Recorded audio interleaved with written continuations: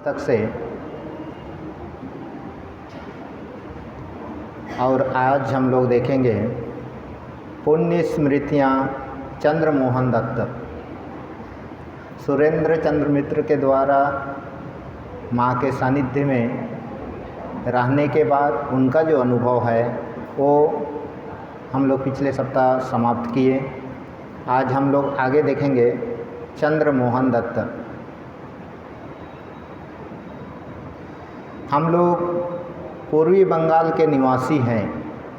वर्तमान बांग्लादेश के ढाका ज़िले के विक्रमपुर महाकामे के गाँवपाड़ा नामक गांव में हमारा निवास था।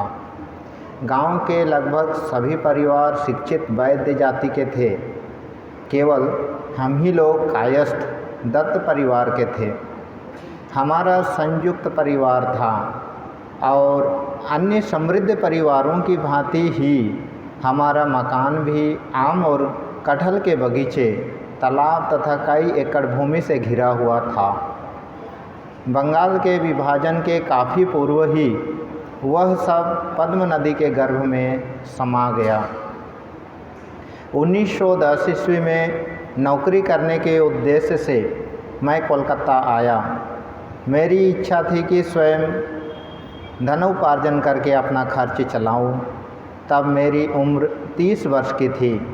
परिवार में किसी बात पर मेरे स्वाभिमान को ठेस पहुंचती थी, इसलिए अपनी पत्नी तथा पुत्रियों को गांव में ही रखकर मैं कोलकाता में अपने बड़े भाई के पास चला आया। मेरे बड़े भाई काली कुमार दत्त मेरे कोलकाता आने के बहुत पहले से ही वहां रेल कंपनी में नौकरी करते थे और शोभा बाज़ार में किराए के मकान में निवास करते थे।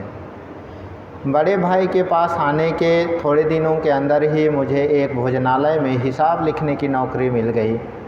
वहाँ वेतन या खाने पहनने को भी पर्याप्त नहीं था। कई महीने तक घर का खाकर दूसरों की भैंस चराने की नौकरी करने के बाद उसे छोड़कर मैंने स्वयं ही शोभा बाज़ार में किराए के एक मकान में एक दुकान खोली। बिक्री कुछ खास नहीं होती थी। एक दिन देखा दुकान के सामने की चारदीवारी पर कोई काली स्याही से लिखा हुआ एक पोस्टर लगा गया था, जिसमें लिखा था आगामी रविवार को बेलूर मठ में भगवान श्री राम कृष्ण परमहंस देव का जन्मोत्सव मनाया जाएगा। आप सभी लोग बड़ी संख्या में आकर योगदान करें। इसके पूर्व कभी मैंने श्री राम कृष्ण का नाम नहीं सुना था। सोचा ये अवश्य ही कोई महापुरुष होंगे, नहीं तो इस प्रकार लिखकर क्यों सूचना दी जाती। कोलकाता के उत्सव के विषय में मेरी कोई धारणा नहीं थी, इसलिए उत्सव देखने की बड़ी इच्छा हुई। जाने की इच्छा से मैंने बगल की दुकान के वृद्ध सज्जन से पूछा, महाशय ये परमहंस देव कौन है? कल रविवार को बेलूर मठ में उनका उत्सव मनाया जाएगा। इस बारे में यदि आपको कुछ जानकारी हो तो कृपया मुझे बताइए।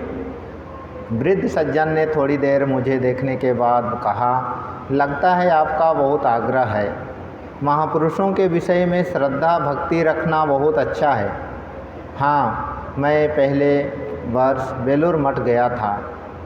क्या बताऊं जी, खिचड़ी पूड़ी बूंदी तथा हलवे का प्रसाद जो जितना चाहे खा सकता है। मैंने पूछा, बेलूर मठ कहाँ है, कैसे जाया जाता है?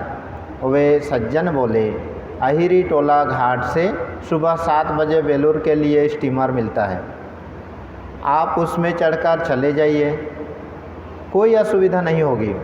मुझे कोलकाता आए ज़्यादा दिन नहीं हुए थे और वहाँ के रास्तों को मैं इतनी अच्छे से नहीं जानता और पहचानता।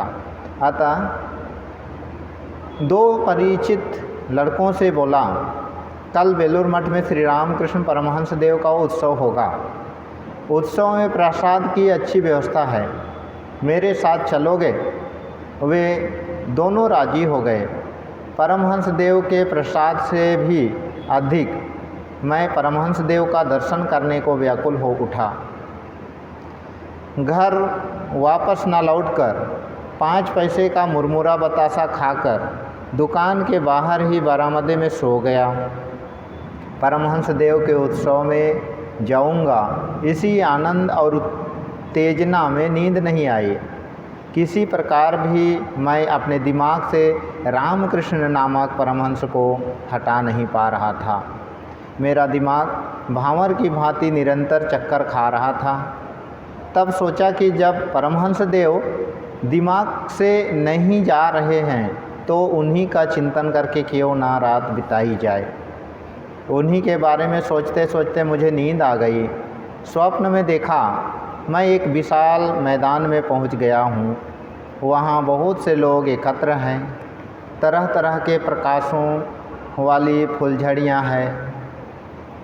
लोगों की भीड़ मुझे धक्का देकर हटाए दे रही है। सहसा एक सांवले मोटे से व्यक्ति ने आकर मुझे जोर का धक्का दिया और मेरी नींद टूट गई।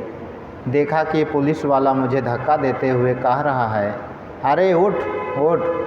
मैंने पहरेदार पुलिस से कहा, क्या बात है सर, मुझे धक्का क्यों दे रहे हो? पुलिस ने कहा, तुम बाहर क्यों सोए हो, थाने चलना होगा। मैंने कहा, यह बरामदा तो मेरी ही दुकान का है। इतना सुनकर वह और कुछ कहे बिना ही चला गया। उन दिनों बाहर सोने पर पुलिस पूछताछ किया करती थी, पर संतुष्ट होने पर छोड़ देती थी। सुबह हुई। पिछली रात जिन 2 लड़कों से बेलूर मठ जाने की बात हुई थी, उनके घर जाकर उनसे मिला, लेकिन दोनों ने बताया कि वे नहीं जा सकेंगे। दुखी मन के साथ मैं अपनी दुकान पर लौट आया। दुकान पर आकर मैं दुविधा में पड़ गया, जाऊं या ना जाऊं। इधर जाने की इच्छा भी तीव्र थी। स्वप्न देखने के बाद इच्छा और भी तीव्र हो गई, लेकिन रास्ता बिल्कुल अपरिचित था। अनजानी जगह में अकेले जाने का साहस भी नहीं हो रहा था। अस्तु निश्चित किया कि जाऊंगा। मन ही मन सोचा कि परमहंस देव का नाम लेकर निकल पड़ूं, फिर देखा जाए क्या होता है। हाट खोला। घाट पर गंगा स्नान करके एक चादर ओढ़कर रामकृष्ण नाम का स्मरण करते हुए मैं अहिरी टोला घाट की ओर चल पड़ा। घाट पर स्टीमर खड़ा था। भीड़ बहुत थी। सबको बेलूर मठ जाते देख मुझे भी साहस हुआ। 10 पैसे में वापसी टिकट खरीदकर स्टीमर पर चढ़कर सोचने लगा, अब यदि उत्सव देखने और प्रसाद खाने को मिल जाता तो कितना अच्छा होता। शायद सायरन बजा, स्टीमर चला। यात्रियों में अधिकांश स्कूल कॉलेज के छात्र थे। वे लोग श्री रामकृष्ण और स्वामी जी की जय बोलने लगे। उनकी जय ध्वनि से उद्दीप्त होकर मैं भी कहने लगा, जय रामकृष्ण देव की जय, जय स्वामी विवेकानंद की जय। जय ध्वनि करते हुए मुझे खूब आनंद हो रहा था। उस आनंद में मुझे एक दिव्य भाव की अनुभूति होने लगी। मन की चंचलता और उद्विग्नता ना जाने कहाँ चली गई। घंटे भर के भीतर ही स्टीमर बेलूर मठ के किनारे जा लगा। घाट पर खड़ी भक्त मंडली स्टीमर यात्रियों को देखकर जय ध्वनि कर रही थी। जय रामकृष्ण परमहंस देव की जय, जय स्वामी विवेकानंद की जय। यात्रीगण भी उनके कंठ स्वर में अपना कंठ मिलाते हुए जय ध्वनि करने लगे। सामवेद जय ध्वनि से वायुमंडल, आकाश सब मुखरित हो उठा। गैरिक वस्त्र धारण किए एक दिव्य कांति वाले सन्यासी घाट पर खड़े थे। स्टीमर से उतरकर सभी यात्री बारी बारी से सन्यासी को प्रणाम कर रहे थे। वे सबसे कहने लगे, जय रामकृष्ण।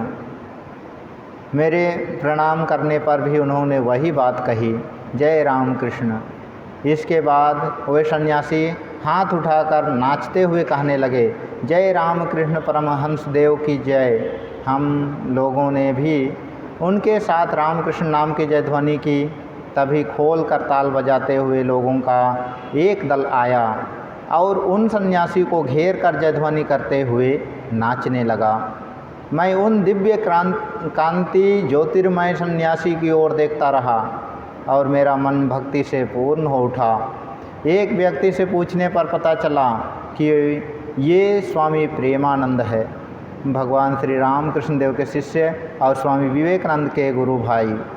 स्वामी प्रेमानंद के प्रेमपूर्ण हाव भाव से मेरे मन में का प्रेम भी जाग उठा। मैंने मन ही मन कहा, स्वामी प्रेमानंद, आपका प्रेमानंद नाम सार्थक है।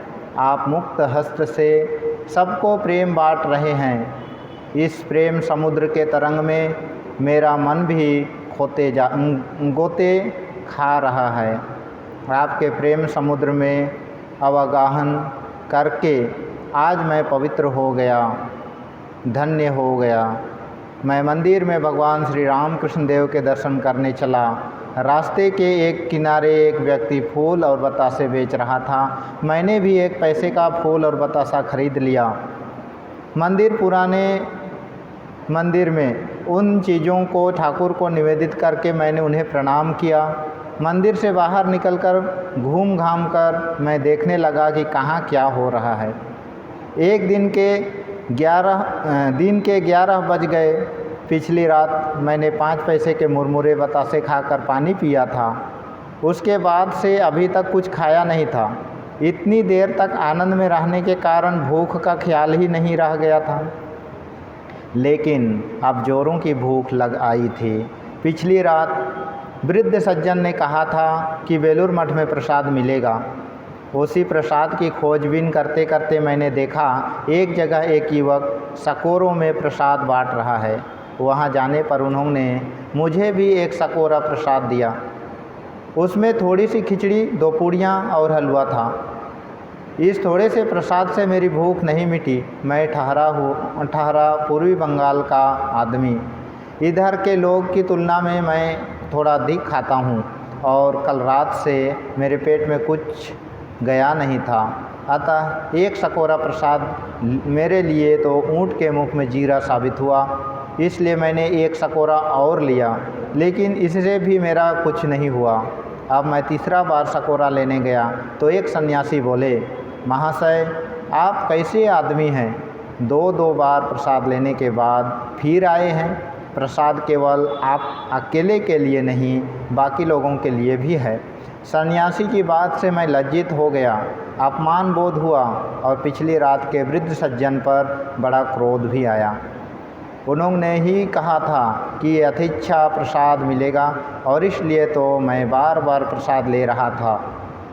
यदि वे वृद्ध सज्जन ऐसी बात नहीं कहते तो सुबह मैं घर से खाकर ही निकलता और तब एक सकोरा प्रसाद ही मेरे लिए काफ़ी होता। सन्यासी के मुख से ऐसी बात नहीं सुननी पड़ती और मैं उनका कोप भाजन भी नहीं बनता। मंदिर में जाकर ठाकुर को प्रणाम करके मैंने कहा, ठाकुर बड़ी आशा लेकर तुम्हारे पास आया था, लेकिन अपूर्ण आशा के साथ वापस जा रहा हूँ। ठाकुर को इतनी उल्हाना देने के बाद मैं गंगा तट से पानी पीकर स्टीमर की ओर बढ़ा। रास्ते में देखा कुछ लोग एक खजूर के वृक्ष के नीचे एक टोकरी में खिचड़ी, सब्जी, चटनी आदि खा रहे हैं। वहां जाने पर उन लोगों ने मुझे भी सालपत्र के एक दोने में खिचड़ी, सब्जी और चटनी दी। मैंने खूब तृप्ति के साथ खाया। मैं ठाकुर को संबोधित करके बोला, ठाकुर मैंने आपको उल्हाना दी थी कि मेरी आशा पूर्ण नहीं हुई। आधा पेट खाने की ही वह मेरी अपूर्ण आशा थी। ऐसा जान तुमने मुझे भरपेट खिलाकर मेरी आशा पूर्ण कर दी। अब सोच रहा हूँ कि तुम्हें उल्हाना देकर मैंने ठीक नहीं किया। तुम हमें कितना कुछ दे रहे हो, ऐसा ना विचार कर स्वार्थी की तरह मैंने कह दिया कि अपूर्ण आशा लेकर वापस जा रहा हूँ। मैं अधम हूँ, मैं अकृतज्ञ हूँ, मुझे क्षमा करो। ठाकुर इतनी बात कहकर मैंने ठाकुर के नियमित हाथ जोड़कर उन्हें प्रणाम किया। शाम को 5 बजे स्टीमर छूटेगा। अब भी लगभग 2 घंटे का समय बचा था। एक पेड़ के नीचे चादर बिछाकर मैं सो गया। ठीक समय पर मैं स्टीमर पर चढ़ गया, लेकिन अपना मन मैं छोड़ आया बेलूर मठ के रामकृष्ण वृक्ष की छाया तले। हम लोग अगला सप्ताह आगे का देखेंगे। आज के लिए हम लोग इतना ही देखते हैं, किस तरह वो माँ के सानिध्य में आए। अगले दिन हम लोग उसके बारे में जानेंगे। ओम निरंजनम नित्यमनंतरूपम भक्तानुकंपा धृतविग्रहम वै ईशावतारम परमेश्वरमेड्यम तम रामकृष्णं शिरसा नमामि।